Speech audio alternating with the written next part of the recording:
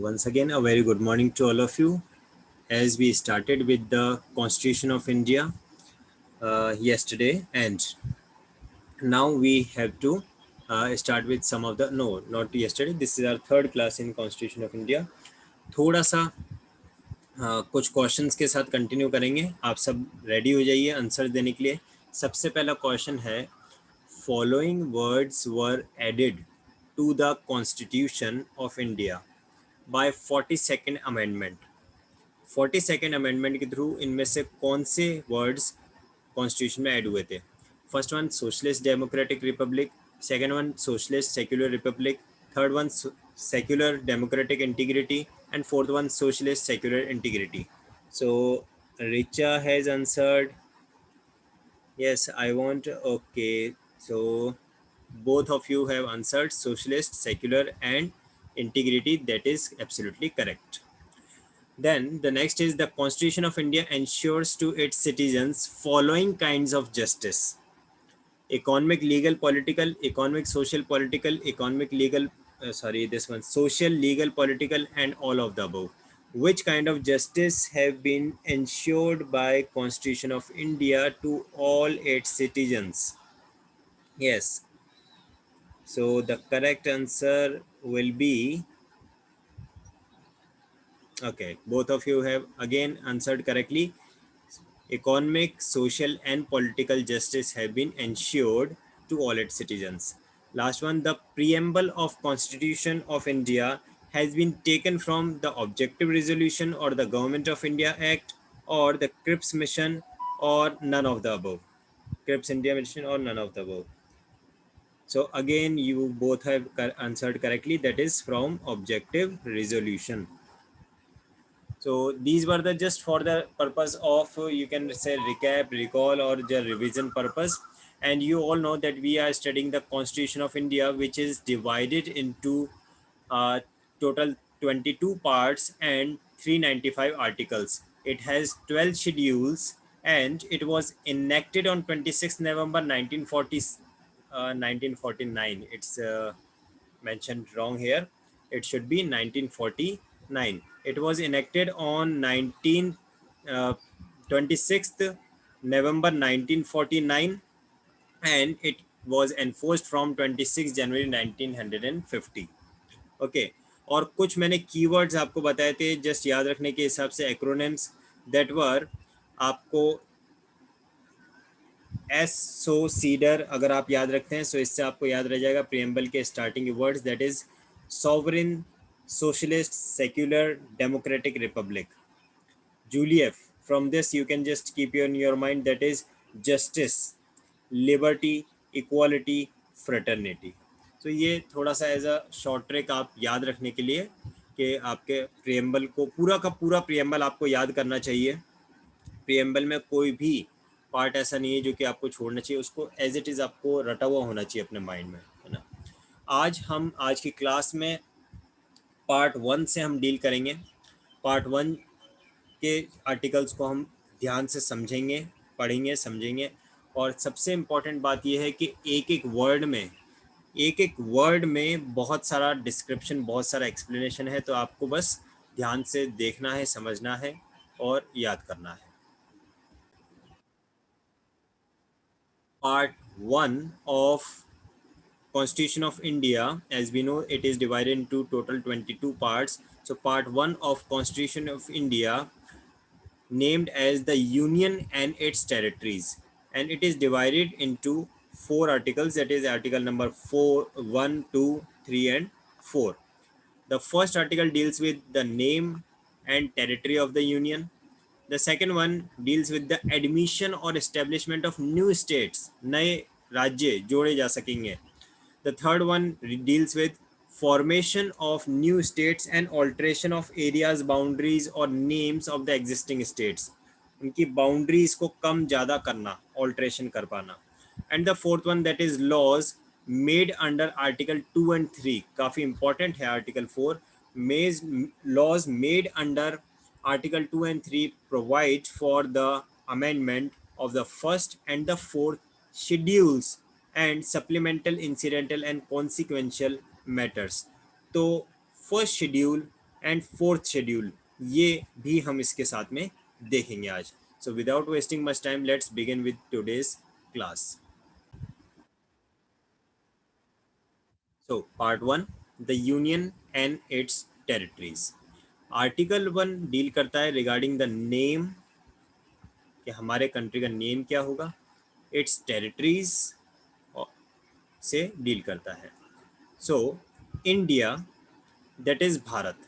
Actually जब Constituent Assembly में ये स्टार्ट हुआ पूरा procedure to draft the constitution, तो वहाँ पे कुछ लोग थे, उनका मानना ये था कि भी हमारे कंट्री का नाम भारत होना चाहिए. कुछ का मानना था कि हमारे कंट्री का नाम इंडिया रखा जाना चाहिए, क्योंकि इंडिया के नाम से इसको जाना जा रहा है ब्रिटिश पीरियड में, तो आगे भी वो सेम कंटिन्यू रह जाएगा, तो इसकी पहचान चेंज नहीं होगी. और कुछ का ये था नहीं, हमारा जो एंशंट नेम था वो भारत था, तो भारत रहना चाहिए. तो जो डॉक्टर B.R. अम्बेडकर थे, उन्होंने कहा कि एक काम करते हैं, ठीक है आप सबको खुश कर देते हैं, हम लिखते हैं India that is Bharat shall be the union of states. सबसे पहली बात तो क्या लिखिए, शैल. शैल का मतलब यहाँ पे ये चीज़ मैंडेटरी हो जाती है, किसी तरह का यहाँ पे फ्लेक्सिबिलिटी नहीं है. शैल be a union of states. इसका मीनिंग क्या आ रहा है? इसका मीनिंग ये आ रहा है कि जो स्टेट्स इसमें ज्वाइंट हैं, क्या वो अपनी इच्छा से, अपनी विलिंगनेस से कभी अपने आप को इससे अलग भी कर सकते हैं? तो आंसर है एब्सोल्युटली नो. देखिए, आप लोग ने यूएसए के बारे में अगर पढ़ा हो, यूएसए में फेडरल सिस्टम है, और वहाँ पे क्या है, वहाँ पे एक एग्रीमेंट के थ्रू सभी स्टेट्स आपस में जुड़े हुए हैं. सभी जो उसके स्टेट्स हैं, वो अगर अपने आप को चाहें तो उससे अलग भी कर सकते हैं. लेकिन इंडिया में वर्ड यूज किया है, it shall be a union of states. तो यहाँ पे जो स्टेट्स एक बार ज्वाइन हो गए, वो अपने आप को अगर कभी चाहें, कोई भी स्टेट कहे कि नहीं भाई हम अब इंडिया के साथ नहीं रहना चाहते, हम तो सेपरेट नेशन चाहते हैं, अपने आप को सेपरेट करना चाहते हैं, तो क्या ये अलाउड होगा? ये बिल्कुल भी अलाउड नहीं होगा, क्योंकि यहाँ के जो वर्ड्स हैं हमारे कॉन्स्टिट्यूशन के, वो एक एक वर्ड में मैंने जैसे कि बताया पूरा का पूरा एक्सप्लेनेशन छुपा हुआ है. इंडिया दैट इज़ भारत, तो इंडिया कहें या भारत कहें, वो दोनों ही नाम इसके हो जाते हैं. उसके बाद में it shall be a union of state, इसको ऐसा भी लिख सकते थे, it shall be a nation, लेकिन नहीं, it has been said as it shall be a union of states. Even federation of states ना कह के हमने इसे यूनियन ऑफ स्टेट्स नाम दिया है, और वो भी शैल वर्ड यूज़ किया है. इसका मतलब इसमें से किसी का सेपरेट होना अलाउ ही नहीं होगा किसी भी कंडीशन में. अगर कोई भी स्टेट, आई रिपीट, कोई भी स्टेट इस तरह की इंटेंशन शो करता है, तो हमारा सेंटर क्या करेगा, वहाँ पे अपनी इंटरनल डिस्टर्बेंसेस के बेसिस पे वहाँ पे अपनी आर्मी नेवी भेजेगा, और उनको वहाँ के सिनेरियो को नॉर्मल करने के लिए कहा जाएगा, because it shall be a union of states. इसके बाद में आता है the states and the territories. जो स्टेट्स होंगे और उनकी जो टेरिटरीज होंगी, thereof shall be. Again word shall use किया है, हर जगह ध्यान रखना मे कहाँ पे आता है, शैल कहाँ पे आता है. एज स्पेसिफाइड, तो किस स्टेट की टेरिटरी कितनी कितनी होगी. So shall be as specified in the first schedule. तो हमें ये पता चल गया कि हमारे जो 12 शेड्यूल्स हैं, उसमें से जो सबसे पहला फर्स्ट शेड्यूल है, वो फर्स्ट शेड्यूल डील करता है किससे? फर्स्ट शेड्यूल डील करता है regarding the territories of various states and UTs. तो the states and its territories, हमारे राज्य और उनकी सीमाएं कितनी कितनी होंगी, क्या क्या कौन कौन से होंगे. सो जो शेड्यूल फर्स्ट में स्पेसिफाइड है, उन्हीं को हमारे राज्य की श्रेणी में कहा जाएगा, और उनकी टेरिटरीज भी इसमें स्पेसिफाइड रहेंगी. इसके बाद आता है the territories of India shall comprises of. क्या क्या होगा टेरिटरीज ऑफ इंडिया में? The territories of the state. जो स्टेट की टेरिटरीज हैं, उसी को इंडिया की टेरिटरीज माना जाएगा. फॉर एग्जांपल, अगर गुजरात है, तो गुजरात की जो बॉर्डर है पाकिस्तान की साइड पे, वही इंडिया की बॉर्डर हो जाएगी. जो राजस्थान की बॉर्डर है, वही इंडिया की बॉर्डर हो जाएगी. इधर आप ईस्ट में आते हैं, तो जो अरुणाचल प्रदेश की बॉर्डर है, वही इंडिया की बॉर्डर हो जाएगी. So the territories of the states shall be in the territory of India. तो टेरिटरी ऑफ इंडिया में क्या क्या कंप्राइज होगा? एक तो टेरिटरी ऑफ स्टेट्स. इसके अलावा अगर बॉर्डर पे कोई यूनियन टेरिटरी है तो union territories specified in the first schedule. एक बार और क्लियर हो जाता है कि फर्स्ट शेड्यूल में स्टेट्स के साथ साथ यूनियन टेरिटरीज भी दे रखी हैं। ठीक है, इसके अलावा आता है such other territories as may be acquired. ये क्या वर्ड आ गया? इसका मतलब ये है कि अगर हमारा नेशन, हमारा इंडिया चाहे तो अदर टेरिटरीज को भी एक्वायर कर सकता है। उसकी इच्छा हो तो इधर पाकिस्तान को एक्वायर कर ले, उधर बांग्लादेश को एक्वायर कर ले, उधर भूटान को एक्वायर कर ले, जो भी टेरिटरीज वो चाहे वो एक्वायर कर सकता है। ये बात हमारे कॉन्स्टिट्यूशन में क्लियरली लिखी हुई है, such other territories as may be acquired. और इसका सिंपल सा एक एग्जाम्पल आप रिकॉल कर सकते हैं।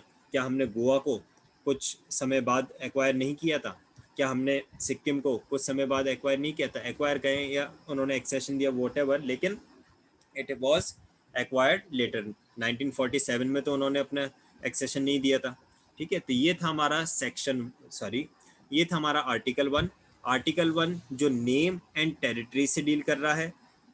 सब क्लॉज 1 बताता है इसके नेम के बारे में, that India, that is Bharat, shell be a union of states. Clause 2 बताता है that is states and the territories will be specified in the schedule first. And clause 3 बताता है कि इंडिया की टेरिटरी में क्या क्या कवर होगा, the territories of the states, the territories of the union territories as specified under schedule first, and the most important, that is India, such other territories may be acquired by India, any other territories may be acquired। ठीक है, आगे बढ़ते हैं। Article 2 states about the admission or establishment of new states, यानी कि new states का admission भी हो सकेगा किसी भी, जैसे कि अभी ये जो वर्ड आया था ना, such other territories as may be acquired, तो क्या किसी नए स्टेट्स को इस यूनियन ऑफ स्टेट्स में, क्या किसी नए स्टेट को इस यूनियन ऑफ स्टेट्स में एड ऑन किया जा सकेगा? तो इसका साफ साफ क्लियर आंसर है यस, क्योंकि आर्टिकल 2 इस बात के लिए प्रोवाइड करता है, that is admission of new states. और इसके साथ साथ एक और दे रखा है, इस्टेब्लिशमेंट ऑफ न्यू स्टेट्स। हम एडमिशन भी दे सकते हैं, बाहर के किसी स्टेट को एडमिशन भी दे सकते हैं, और नया स्टेट हम खुद भी इस्टेब्लिश भी कर सकते हैं। तो देखिए, पार्लियामेंट में बाय लॉ, ये पावर पार्लियामेंट के पास में है।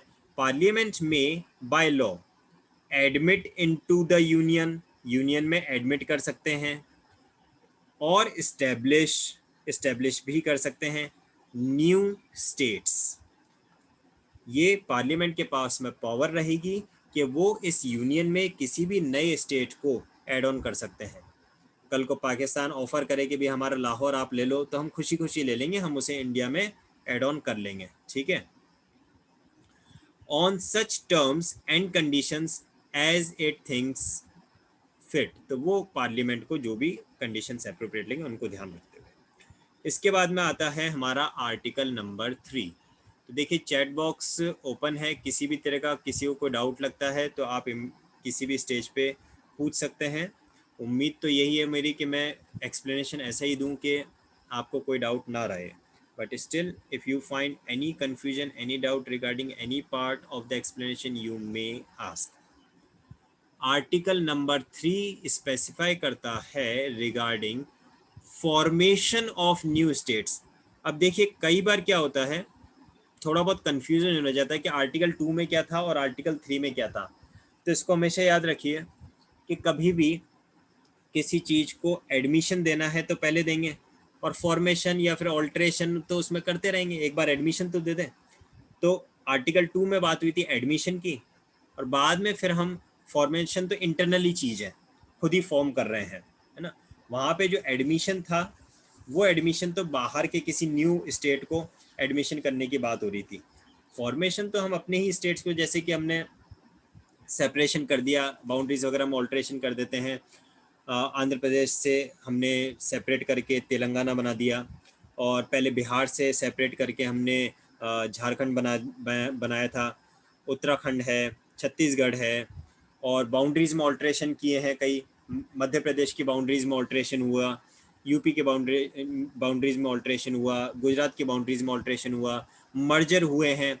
अजमेर को राजस्थान में मर्ज किया गया, महाराष्ट्र को सौराष्ट्र में मर्ज किया गया। तो इस तरह से मुंबई को महाराष्ट्र में मर्ज किया गया। इस तरह से काफ़ी सारे फॉर्मेशन, ऑल्ट्रेशन, नेम्स में चेंजेस, लाइक हमने मेड्रॉस को चेंज करके चेन्नई किया, कैलकाटा को चेंज करके कोलकाता किया, बॉम्बे को चेंज करके मुंबई किया। नेम्स में चेंजेस, ये सारे चीज़ें तो हम करते रहेंगे, इंटरनल मैटर्स है हमारे, कोई हमें रोक नहीं सकता उसके बारे में, ठीक है। तो वो थर्ड स्टेज में। लेकिन सबसे पहले एडमिशन उससे पहले रखा गया है। अगर किसी अदर स्टेट को अंदर एडमिट करना है अपनी यूनियन में तो वो 2 में आता है, तो एडमिशन पहले आएगा, बाकी ऑल्ट्रेशन, फॉर्मेशन, ऑल्ट्रेशन, ये सब तो हम करते रहेंगे थर्ड स्टेज पे जाके, ठीक है। तो आर्टिकल 3 बताता है फॉर्मेशन ऑफ न्यू स्टेट्स, अगर कोई नए स्टेट फॉर्म करने हैं, अगर एरियाज में ऑल्ट्रेशन करना है, बदलाव करना है उनके एरियाज में, कम ज़्यादा करना है, बाउंड्रीज में ऑल्ट्रेशन करना है, बाउंड्रीज को कम या ज़्यादा करना है। वैसे तो वही ऑल्ट्रेशन इन एरियाज का है या ऑल्ट्रेशन इन बाउंड्रीज का है, सिमिलर आ जाता है। उनके नेम्स में कोई ऑल्ट्रेशन करना है ना, ऑल्ट्रेशन ऑफ एरियाज, बाउंड्रीज और names of the existing states. तो अगर कोई न्यू स्टेट्स फॉर्म करने हैं तो उसके लिए आर्टिकल 3 डील करेगा। और अगर किसी स्टेट के, किसी एग्जिस्टिंग स्टेट के एरियाज में, बाउंड्रीज में और नेम्स में चेंज करना है, ऑल्ट्रेशन करना है, तो उसके लिए भी आर्टिकल 3 डील करेगा। देखते हैं। और ये किसके होगी? पार्लियामेंट में बाय लॉ, पार्लियामेंट के पास में पावर होगी, सिर्फ एग्जीक्यूटिव के पास में नहीं। पार्लियामेंट की में रेजोल्यूशन पास करके इसे किया जाएगा। तो सबसे पहला क्लॉज इसमें आता है फॉर्म न्यू स्टेट। पार्लियामेंट में बाय लॉ, पार्लियामेंट फॉर्म कर सकती है new states bye separation of territories from any state, यानी कि ऑलरेडी एग्जिस्टिंग स्टेट की किसी टेरिटरी को सेपरेट करके न्यू स्टेट फॉर्म किया जा सकता है। मैंने पहले ही कह दिया था, एक एक वर्ड को आप ध्यान रखना। न्यू स्टेट फॉर्म किया जा सकता है, और कैसे फॉर्म किया जाएगा? By the separation of the territory, किसकी टेरिटरी को सेपरेट करके, the separation of the territory from any state, किसी स्टेट की टेरिटरी को सेपरेट करके न्यू स्टेट फॉर्म किया जा सकेगा। तो क्या अभी जो मैंने एग्जांपल्स दिए थे उनको आप रिकॉल कर पा रहे हैं? Uttarakhand, Jharkhand, Chhattisgarh, Telangana, all these are the examples जहाँ पे हमने किसी एक स्टेट की टेरिटरी को सेपरेट करके और न्यू स्टेट फॉर्म कर दिया।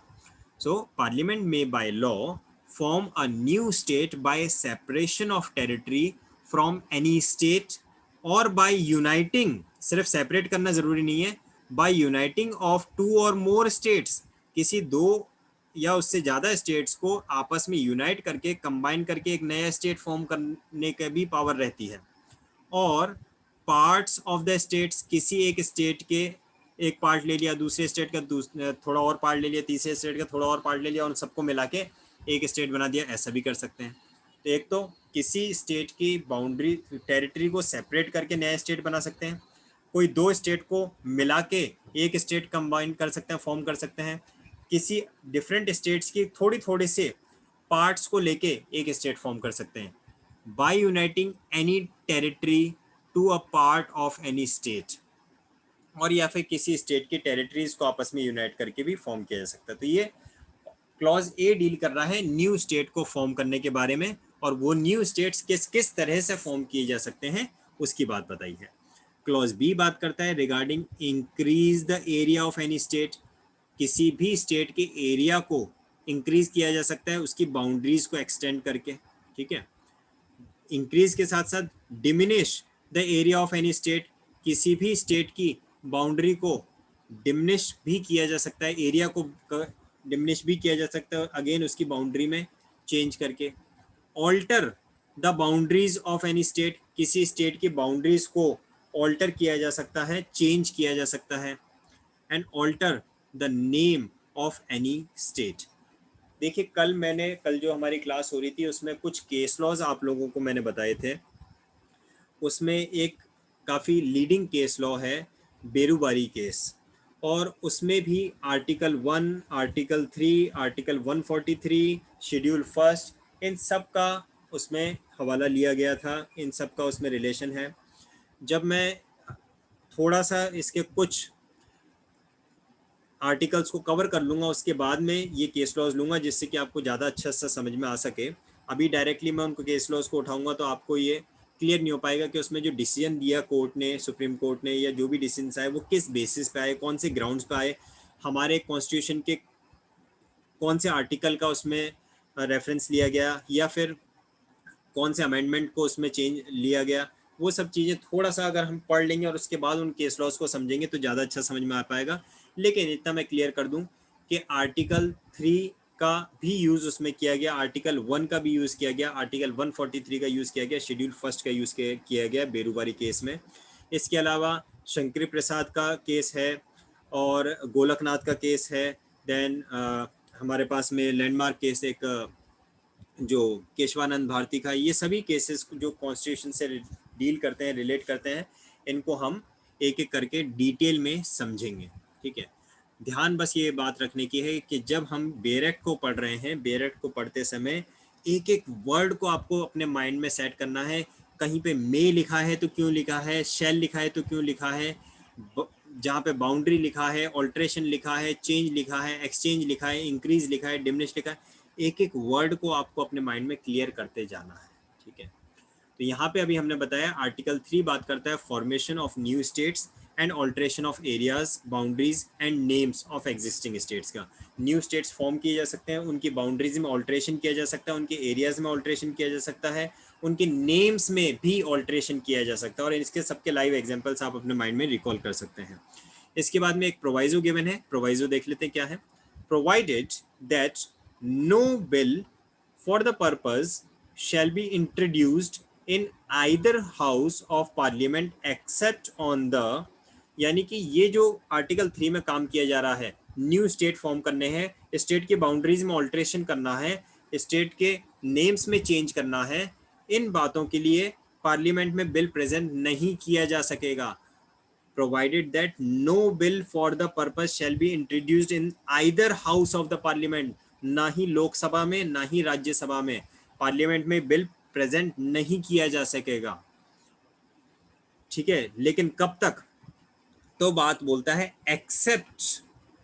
Accept on the recommendation of the president. इसका मतलब क्या है, अगर प्रेसिडेंट रिकमेंड करते हैं तो फिर प्रेजेंट किया जा सकेगा। जब तक प्रेसिडेंट की रिकमेंडेशन नहीं आती तब तक ऐसा कोई बिल आर्टिकल 3 के लिए प्रेजेंट नहीं किया जा सकेगा। दोबारा मैं रीड कर रहा हूँ, देखिए क्या लिखा है। Provided that no bill for the purpose shall be introduced in either House of Parliament except on the recommendation of the President. President के रिकमेंडेशन के बिना प्रेजेंट नहीं किया जा सकेगा। ठीक है, unless where the proposal contained in the bill affects the areas। तो कब ये बात कब के लिए कही जा रही है, जबकि ये जो प्रपोजल है ना, क्या लिखा है, the bill for the purpose shall not be introduce, तो कौन से वाले बिल की बात हो रही है, unless where the proposal contained in the bill, जबकि बिल में ऐसा कोई proposal affects the area, boundaries or name of any states, the bill has been referred। अब यहाँ पे एक और इम्पॉर्टेंट बात आ गई, जब कोई बिल ऐसा हो जो कि एरियाज में, बाउंड्रीज में, नेम्स में ऑल्ट्रेशन से रिलेटेड हो, उनको अफेक्ट कर रहा हो, ऐसे बिल के लिए the bill has been referred by the President to the legislature of that state. President भी अपनी डायरेक्ट रिकमेंडेशन नहीं दे रहे हैं, प्रेसिडेंट ने भी क्या किया, प्रेसिडेंट ने उस स्टेट लेजिस्लेचर को वो बिल रेफर किया पहले कि भाई आप अपनी ओपिनियन दीजिए इसके बारे में। फॉर एग्जाम्पल, आंध्र प्रदेश से हमें तेलंगाना को सेपरेट करना था, बाउंड्री को ऑल्ट्रेशन करके, सेपरेशन करके, तो हमने पहले आंध्र प्रदेश के लेजिस्लेचर को सेंड किया, स्टेट लेजिस्लेचर को। हमें अगर उत्तराखंड को क्रिएट करना था तो हमने पहले यूपी के लेजिस्लेचर को सेंड किया, स्टेट लेजिस्लेचर को। हमें जब कैलकाटा का नेम में ऑल्ट्रेशन करना था तो हमने पहले कैलकाटा के स्टेट लेजिस्लेचर को ये बिल सेंड किया। किसने? प्रेसिडेंट ने। ठीक है, दोबारा से देखिए क्या लिखा है। The bill has been referred by the President to the legislature of the state of that state for expressing its views thereupon. उनके व्यूज क्या हैं, उनके इसमें क्या सहमति है, उनके क्या इसमें विचार हैं, ये जानने के लिए। Within such period as may be specified in the reference, और उसमें वो स्पेसिफाई कर देंगे भी कितने टाइम पीरियड में आपको अपना व्यू प्रेजेंट करना है। और within such further period as the President may allow and the period so specified और अलाउड हैज एक्सपायर्ड। तो जितना टाइम पीरियड उन्होंने प्रेसिडेंट ने अलाउ किया हो उनको, ये सब चीज़ें। तो बात ये आती है, मैं दोबारा से इसका एक बार जिस्ट प्रोवाइड कर देता हूँ। पार्लियामेंट आर्टिकल 3 के अकॉर्डिंगली कोई भी बिल पार्लियामेंट में नहीं प्रेजेंट होगा, नहीं प्रपोज होगा। कब तक? जब तक कि प्रेसिडेंट अपनी रिकमेंडेशन ना दे उस पर। प्रेसिडेंट को ऐसी रिकमेंडेशन देनी पड़ेगी, और प्रेसिडेंट भी कब तक नहीं देंगे ऐसी रिकमेंडेशन? जब तक कि वो उस स्टेट लेजिस्लेचर का व्यू उस बात पर ना जान ले। ठीक है, व्यू जानने के लिए के बारे में इसमें कहा है। बाकी वो स्टेट लेजिस्लेचर एक पर्टिकुलर स्पेसिफाइड टाइम पीरियड तक अगर अपना कंसेंट, अपना व्यू नहीं सेंड करता है तो भी फिर प्रेसिडेंट अपना जो प्रपोजल है वो दे सकेंगे। ठीक है, अपना रिकमेंडेशन दे सकेंगे पार्लियामेंट में। और उनका जो व्यू जान लिया है स्टेट का, उसके बाद में भी अगर प्रेसिडेंट अपना रिकमेंडेशन देना चाहते हैं पार्लियामेंट में तो भी दे सकेंगे। लेकिन बस एक प्रोवाइजो दे दिया, एक तरह से कह सकते हैं प्रिविलेज दे दिया स्टेट को भी कि भाई आप भी अपना व्यू प्रेजेंट कर सकते हैं, रख सकते हैं। इसके अलावा एक्सप्लेनेशन और दे रखे हैं इन से रिलेटेड, इनको भी एक बार देख लेते हैं। Explanation 1 says that in this article, that is article number 3, in clauses A to C, A जो कि न्यू स्टेट्स की बात कर रहा है, फॉर्मेशन ऑफ न्यू स्टेट्स की बात कर रहा है, बी जो इंक्रीज द एरिया की बात कर रहा है, सी डिमिनिश द एरिया की बात कर रहा है, डी ऑल्ट्रेशन की बात कर रहा है, और e again alter the names की बात कर रहा है। एक्सप्लेनेशन फर्स्ट कहता है in this article in clauses A to c state includes a union territory. आप देख रहे हैं क्लॉज ए से लेकर ई तक जितने भी हैं वो सारा का सारा लिखा है स्टेट के लिए लिखा है। Formation of new state, any state, any state, any state. तो भाई अगर कभी किसी यूनियन टेरिटरी की बात आ जाए, अगर हम बात करें चंडीगढ़ की, अगर हम बात करें दिल्ली की, अगर हम बात करें दमन एंड दीव, नागरा एंड दादर हवेली की, तो इन सब के लिए यूनियन टेरिटरीज के लिए क्या ये आर्टिकल 3 अप्लाई नहीं होगा क्या? तो साफ साफ बोल दिया एक्सप्लेनेशन 1 में, in this article in clause a to e state includes union territory, but in the proviso, ये एक और बात आ गई, in the proviso state does not include union territory.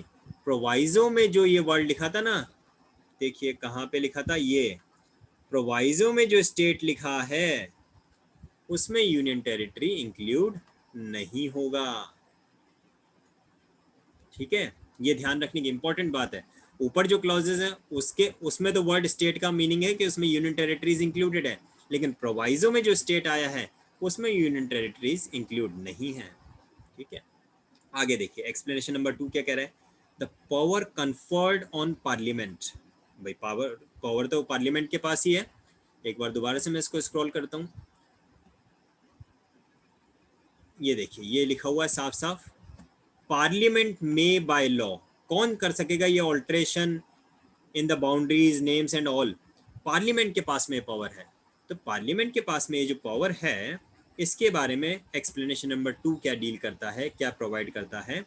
Explanation number 2 says that the power conferred on parliament, parliament के पास को जो ये पावर दी गई है आर्टिकल 3 में, by clause a includes the power to form a new state. Clause a में तो power to form new state और यूनियन टेरिटरी की बात ही है ना। और इसी पावर का यूज करते हुए तो अभी हमने किया था, जम्मू एंड कश्मीर को 2 यूनियन टेरिटरीज में कन्वर्ट कर दिया। पहले वो जम्मू एंड कश्मीर एक स्टेट था और उसके 2 यूटी बना दिए, जम्मू एंड कश्मीर एक यूटी हो गया और लद्दाख एक यूटी हो गया। तो ये किसने किया? पार्लियामेंट ने किया। कौन सी पावर्स के यूज करके किया? आर्टिकल 3 क्लॉज ए की पावर का यूज करते हुए किया। The power conferred on Parliament by Clause A includes the power to form a new state or union territory by uniting a part of any state or union territory to any other state or union territory. किसी भी state की और union territories के parts को unite करके भी बनाया जा सकेगा और उन्हें सेपरेट करके भी बनाया जा सकेगा, क्योंकि वहाँ पे बात सेपरेशन की लिखी थी, यहाँ पे यूनाइट की लिखी है कि दो स्टेट्स या यूनियन टेरिटरीज को कंबाइन करके भी बनाया जा सकेगा। मुझे उम्मीद है आप लोगों को नॉलेज में होगा Dadra and Nagar Haveli and Daman and Diu ये दो सेपरेट यूनियन टेरिटरीज थे और आज की डेट में ये पूरे कंबाइंड एक ही यूनियन टेरिटरी है। तो क्या वर्ड आ गया था यहाँ पे? यूनाइटिंग। हालांकि यहाँ तो यूनाइटिंग अ पार्ट की बात कर रहा है, लेकिन हमने तो पूरे के पूरे यूनियन टेरिटरीज को ही यूनाइट कर दिया। Dadra and Nagar Haveli and Daman and Diu ये पहले सेपरेट यूनियन टेरिटरीज थे, लेकिन अभी इनको यूनाइट करके एक ही काउंट किया जा रहा है। चलिए लास्ट आज का ले लेते हैं हम, आर्टिकल नंबर 4। काफ़ी इम्पोर्टेंट आर्टिकल है, बहुत इम्पोर्टेंट आर्टिकल है। क्या आप लोगों ने कभी नोटिस किया अभी तक कितने अमेंडमेंट्स हुए हैं कॉन्स्टिट्यूशन में? और ये जो अमेंडमेंट्स हुए, क्या इसमें जब हमने जम्मू एंड कश्मीर पे वो आर्टिकल 370 को रिमूव किया था और जम्मू एंड कश्मीर को 2 यूनियन टेरिटरीज में डिवाइड कर दिया था, क्या ये भी अमेंडमेंट में इंक्लूड हुआ? क्या किसी भी अमेंडमेंट में ये चीज़ स्पेसिफाई की गई है? और ये जो अमेंडमेंट किए जाते हैं, ये अमेंडमेंट कौन से आर्टिकल में किए जाते हैं? रिचा ने एक आंसर दिया है। नाउ सबसे पहली बात तो ये कि amendment to the constitution are made according to article 368। Article 368 amendments की पावर प्रोवाइड करता है। और जब आप सारे अमेंडमेंट्स को जाके चेक करेंगे तो उसमें देखेंगे कि जो जम्मू एंड कश्मीर वाला जो मैटर था, Jammu and Kashmir reorganisation act जो आया था, वो किसी भी अमेंडमेंट में स्पेसिफाइड ही नहीं है। कहीं उसके बारे में कोई उल्लेख ही नहीं है कि हमने जम्मू एंड कश्मीर को 2 यूनियन टेरिटरीज में डिवाइड किया, वहाँ से आर्टिकल 370 के पावर्स को रिमूव किया एंड ऑल। ठीक है, 35A में जो ऑल्ट्रेशन किया वो सारी चीज़ें है ही नहीं कहीं पे। क्यों उसको अमेंडमेंट में नहीं दिखाया गया कहीं पे भी? उसके लिए आर्टिकल 4 इम्पोर्टेंटली प्रोविजन प्रोवाइड करता है। तो देखिए क्या लिखा हुआ है। Laws made under article 2 and article 3। Article 2 में था admission of new states, article 3 में था फॉर्मेशन ऑफ न्यू स्टेट्स। ठीक है, याद आ रहा है आपको? अभी अभी हमने पढ़ा था, आर्टिकल 2 में था एडमिशन, आर्टिकल 3 में था फॉर्मेशन।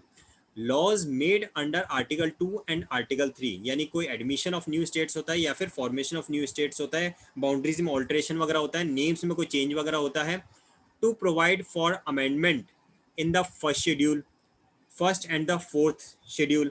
फर्स्ट शेड्यूल में क्या दे रखा है? फर्स्ट शेड्यूल में names of states and union territories दे रखा है, और फोर्थ शेड्यूल में उनके काउंसिल ऑफ स्टेट्स के बारे में दे रखा है।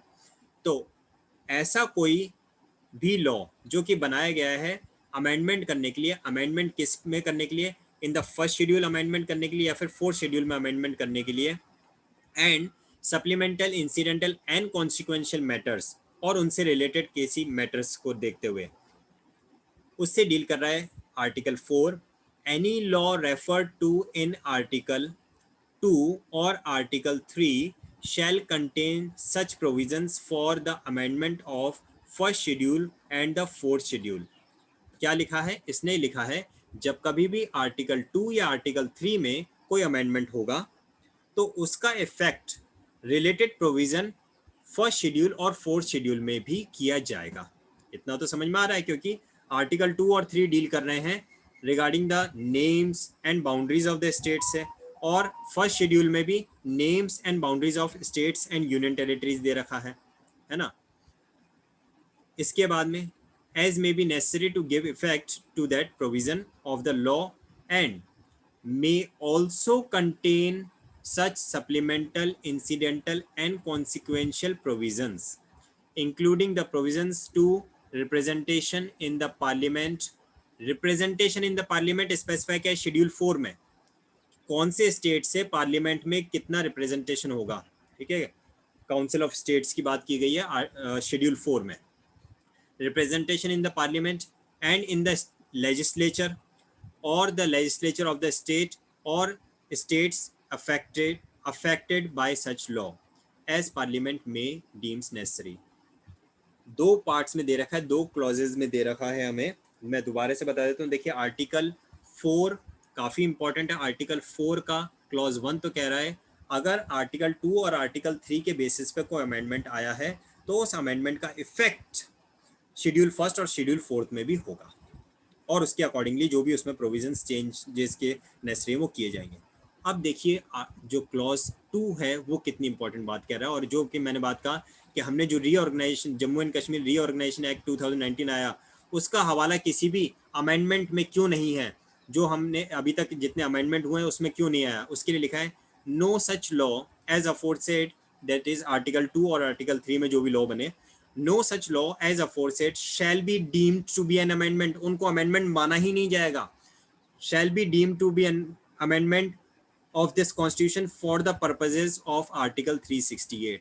आर्टिकल 368 में जो पार्लियामेंट के पास में अमेंडमेंट की पावर्स हैं to make the amendment in constitution, article 2 और आर्टिकल 3 में जो भी लॉज बनाए जाते हैं उन्हें अमेंडमेंट नहीं डीम किया जाएगा, उन्हें अमेंडमेंट टू कॉन्स्टिट्यूशन नहीं कंसिडर किया जाएगा. And that is